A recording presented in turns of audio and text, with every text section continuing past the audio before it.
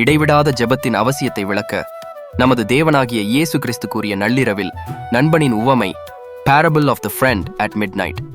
லூக்கா 11ஆம் அதிகாரம் வசனம் 5 முதல் 13 வரை வாசிக்கவும். ஒருவருக்கு நள்ளிரவில் ஒரு நண்பர் விருந்தினராக வருகிறார்.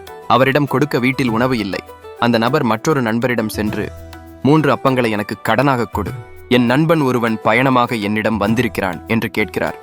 உள்ளே இருப்பவர், என்னை தொந்தரவு செய்யாதே, கதவு பூட்டியாயிற்று, என் பிள்ளைகளும் என்னோடு படுக்கையில் இருக்கிறார்கள், எழுந்து கொடுக்க முடியாது என்கிறார். அவர் நண்பன் என்ற முறையில் எழுந்து கொடுக்காவிட்டாலும் விடாப்பிடியாக கேட்டுக்கொண்டே இருந்ததினால் எழுந்து அவருக்கு தேவையானதை கொடுப்பார்.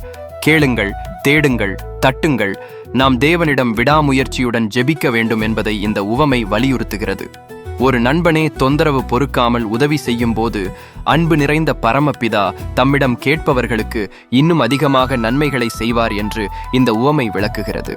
இடைவிடாத ஜெபத்தின் அவசியத்தை விளக்க நமது தேவனாகிய இயேசு கிறிஸ்து கூறிய நள்ளிரவில் நண்பனின் உவமை Parable of the Friend at Midnight.